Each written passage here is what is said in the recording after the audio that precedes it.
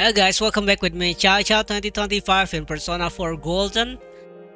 Okay, but the last video I asked, but is Jungian psychology is true? And I checked Google's. I think he is Yu.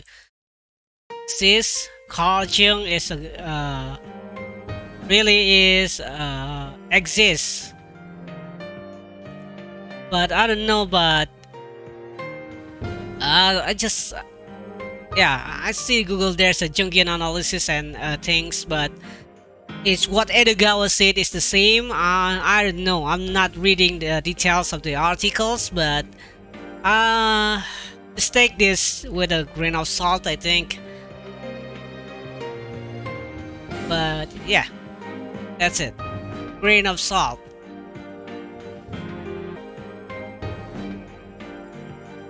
Okay, Mr. Edogawa TV Classroom. The truth about complexes.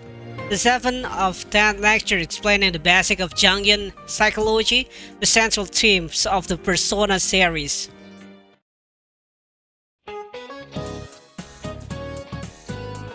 Mr. Edogawa's TV Classroom. Everyone loves Jungian psychology. The truth about complexes. Lesson 7. Hello there, everyone. It's time for Mr. Edogawa TV Classroom. Everyone loves Jungian psychology, an invitation to the you that you don't know. For better or for the worse is the 7th lecture, the truth about complexes. Now, let's begin the lesson. Rekabustira, kabustira, bustira, tira, ra, This Jungian psychology lecture have been centered on the unconscious. Today, let me introduce you to an important word that relates to the unconscious. Coined by Jung himself, is now a widely used term. Complex. Complex, the mechanism of the mind. Generally, when we say complex by itself, in everyday conversation it refers to inferiority complex. The psychological definition is slightly different. In psychology, a complex is a power that prevents the conscious from functioning properly. It's not a feeling of unworthiness, but the power that bends the mind in order to make you feel that way in the first place. That is the complex. Where is the complex? I'll give you a more concrete explanation, but first, let me ask you a question. I've told you that the human mind is split into the conscious and unconscious. Now then, where do you think a complex lies? The unconscious or the conscious? I think the conscious. The conscious? Whoops, the answer is wrong. The conscious is where reason, the power to think, work, but the complex is in a location that reason cannot reach. That's right, it is in the unconscious. This is why they can be so troublesome. How complex are formed? Conscious, complex, personal unconscious, collective unconscious, unconscious. So how are these complex living inside the unconscious form? In most cases, it seems that they are caused by personal experience. Let me give you an example. Let's say a person has had a strict upbringing since youth. He's always been taught to be courteous and clean. He had sloppiness and dirtiness to the point where he will faint be so much as touching something dirty.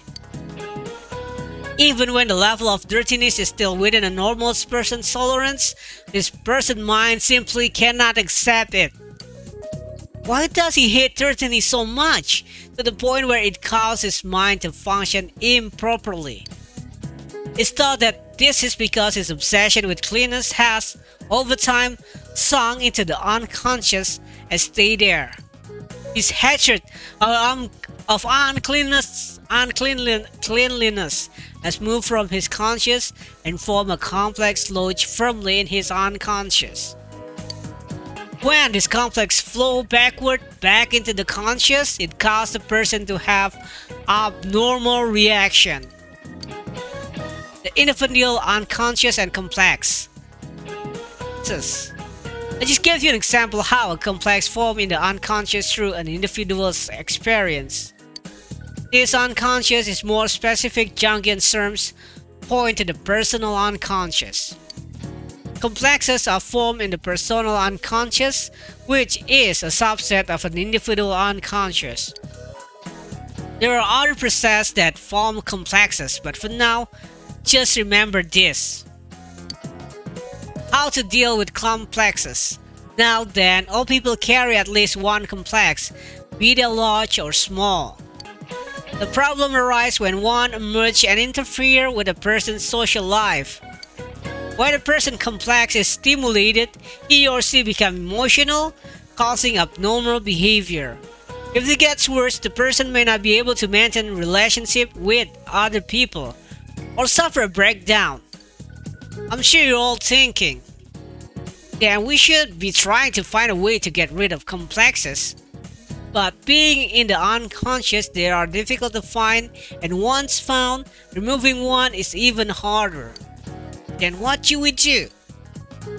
These are complexes, leave them be. That's it? These are complexes, huh? That is a very trying thing to do.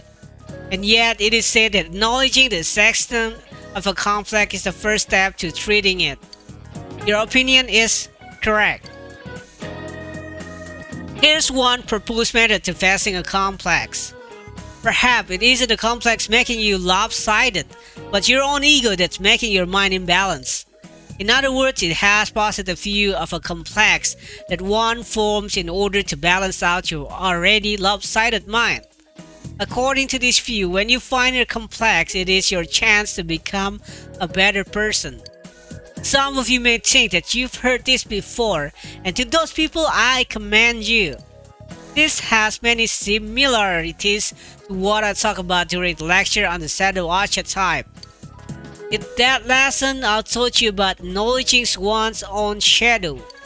The hidden things in your mind are not pure evil. It is important to have a good look at them.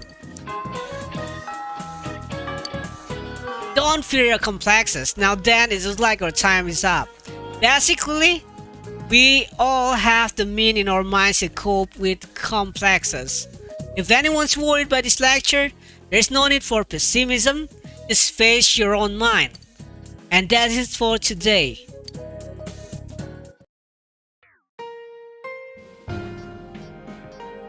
Mr. Edogawa TV Classroom. Psychological types for beginner. The Age of 10 lecture explaining the basic Jungian psychological center themes of Persona series.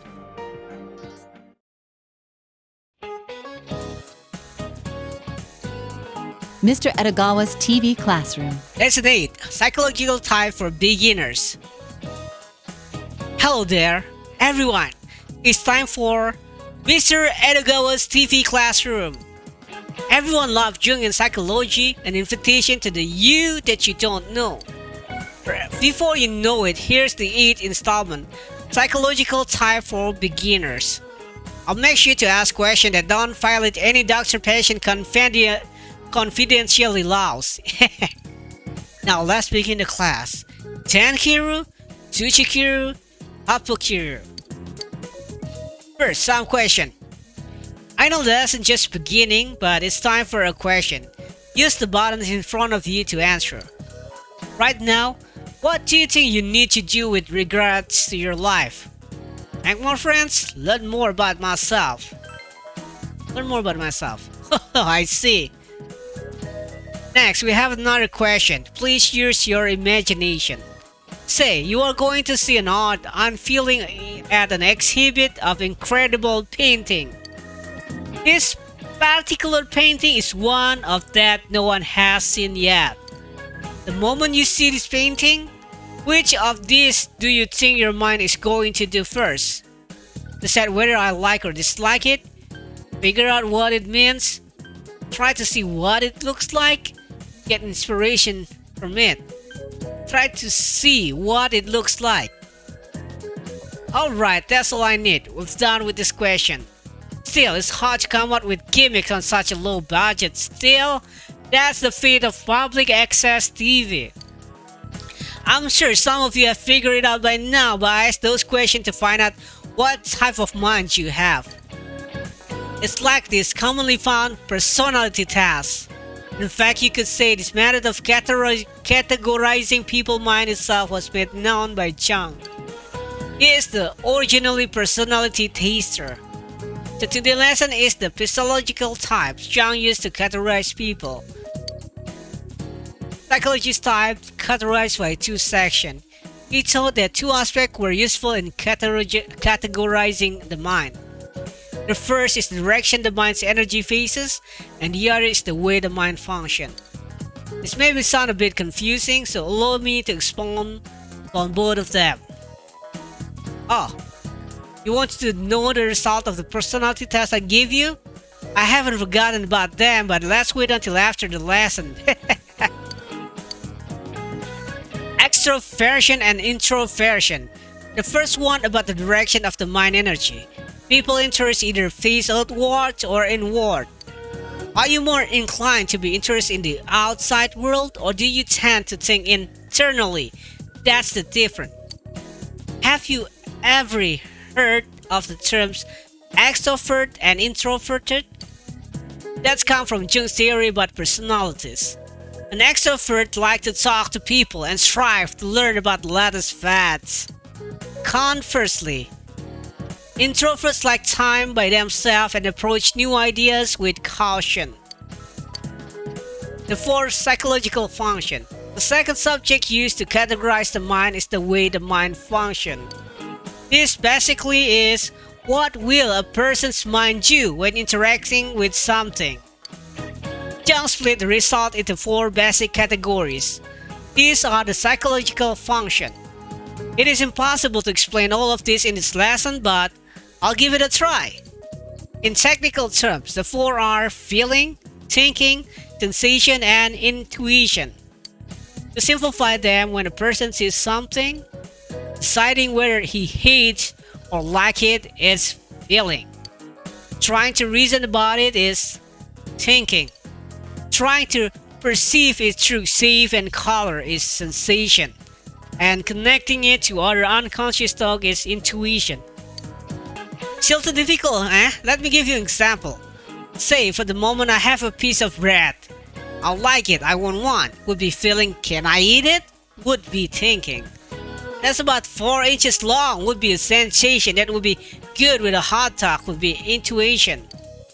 That's how the four psychological functions work. You see, extroversion, introversion as the four psychological function. These aspects have categorized your mind. Your type is feeling, vision, thinking, sensation. 2 times 4, that means there are 8 types total. Now, from the question that I asked you at the start of the lesson, you are an introverted sensing type. Many critics are said to be this personality type. As a warning, this is just a general tendency and does not explain the person in detail. This could be a good first step in analyzing the mind. However, it's pointless to rely on this as a guide and completely ignore the complexity of the human mind. I don't want you to get the wrong idea about these tastes. The mind compensates itself. With his type theory, Jung didn't want to merely split the mind into categories, but to showcase its special properties. Specifically speaking, that the conscious and unconscious regulate each other through a method called compensation. The 8 types are based on the conscious of that person. But that doesn't mean that a person can't also have other extrovert introvert properties or other psychological function. They still exist in the unconscious and just don't show up on the surface as much. For example, have you ever agreed with someone with the personality type that is opposite yours? This is because the other traits that lie below your conscious are working to help you understand. You are using another power outside of your personality, literally unwittingly. The conscious and unconscious compensate for one another. I'll mention this again, so be sure to remember it. But still, the human personality is an interesting subject.